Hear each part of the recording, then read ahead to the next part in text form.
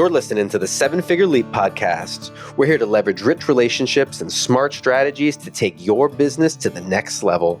Here's your host, Dustin Riechmann. So a framework is essentially naming and framing the process by which you provide transformation to your clients, right? So why is a framework important?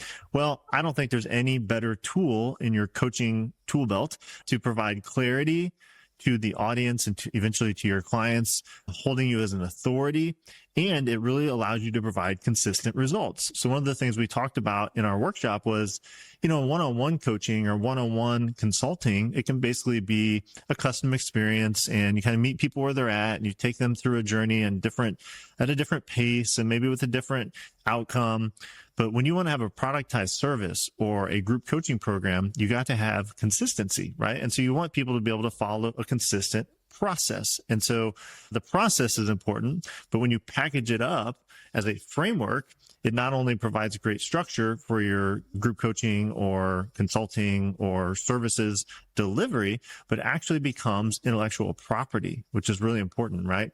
So now it's not just the thing you use to deliver results, it's also a go-to tool for marketing and for teaching. So, your framework can be used in lots of places, obviously group coaching like we do at the Podcast Profits Accelerator, but for consulting, for podcasting like this, or podcast guesting, keynote, speeches from the stage, writing books, your social media content, creating lead magnets. That's the power of the framework, is that once you have this established, you own it, and it really can, and I think should become your number one business asset. It's really that important. So let's talk about some sample frameworks, just kind of drive this home, talk about the different types of frameworks so you can kind of see which one might fit best for you and your intellectual property. If you're a coach, there's one particular type of framework that I want to highlight and encourage you to use. So the first example I'll use is our own. So we run the Podcast Profits Accelerator. It's a 90-day program. It's a group coaching program. It's high ticket, high results. And we've been doing this for 3.5 years. We've had 240 clients at this point, 100% satisfaction rate, right? 18 consecutive sold out cohorts. Like, it works, right? It's pretty darn effective.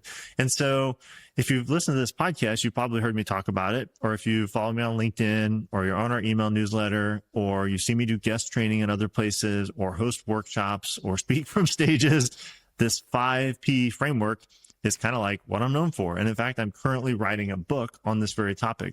That's the power of a framework. So our framework is pretty simple. It's 5 Ps, right? So purpose, plan, pitch, perform, profit. I won't go through and explain all those. We actually have an entire podcast episode if you're interested in applying that framework. But I really want to point out it is a framework, and this is a linear framework, right? So we start every client in step 1 and we progress them all the way over into step 5. So that's like a linear framework, and it's really the backbone of our entire 7-figure business. There are other types of frameworks. So one is a really good friend of mine, Tony DeLorenzo. He's an alumni of the Podcast Profits Accelerator also. He and his wife, Elisa, run a marriage business, a marriage coaching business.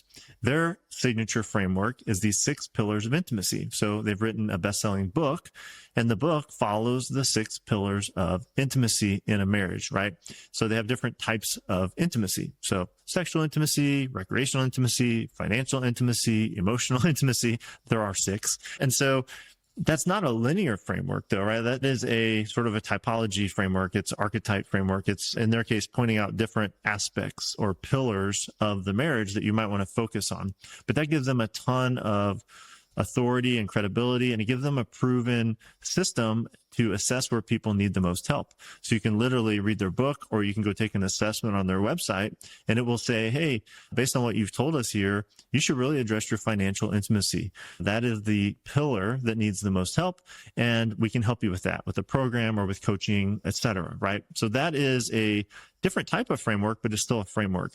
Another one you might be familiar with that's similar to that would be the 5 love languages, right? Or working genius, or the Kolbe assessment, or the Enneagram, right? Like, these aren't linear processes. They are ways to name, claim, and understand something about yourself. It's a really powerful framework. And it's one that's, led to a very successful business for them. Some more popular frameworks outside of, my inner circle here that might be familiar to you. One would be StoryBrand. So if you've read the book, Building a StoryBrand with Donald Miller, or you've been to any keynotes or training, or like me, I've actually been certified in StoryBrand. So I'm a certified StoryBrand guide. The central thing that all of those things point to is the StoryBrand SB7 framework. People just call it the StoryBrand framework or the StoryBrand brand script, right? So it's 7 pieces of a story that you can map to your story and the transformation you provide your clients so that you can create a compelling story out of your offer or your service, right? I'd say it's kind of a hybrid. It is linear in a sense in that it always starts with step 1 and goes to step 7, but you don't know, you could really pick it up at any piece and hone in on different parts of it. It's not necessarily sequential, but it is a 7-step framework that has, been the cornerstone of a $15, $20 million business. One of my favorite frameworks that I feel is very pertinent to coaches and consultants is actually the Dave Ramsey or Ramsey Solutions now baby steps. So maybe you've heard of this. If not, it's really simple, which is part of its power, right? You can Google it, or if you're seeing the image on the video, you can see it for yourself. It's 7 steps also. These are the 7 sort of financial order of operations or the financial steps that Dave Ramsey says you should follow when you want to become financially free, right? Have financial peace in his words. So everyone starts on step 1. Then they progress to step 2, 3, 4, 5, 6, 7. So their step 1 is saving $1,000 in your emergency fund. Then step 2 is paying off your consumer debt. Step 3 is saving a full emergency fund of 3 to 6 months expenses. Step 4 is investing 15% in retirement. Step 5 is saving for college. Step 6 is paying off your house. Step 7 is build wealth and give. So what's really powerful about this framework is that anyone can come to it and know where they're at and where to start. Right. So you might start on step 3 if you've already done the first 2, but most people, go through all 7, or they at least go through 2 through 7. And what's also interesting about it, and this is one of the things I want to point out about a framework, is the beginning and end points are the most important part.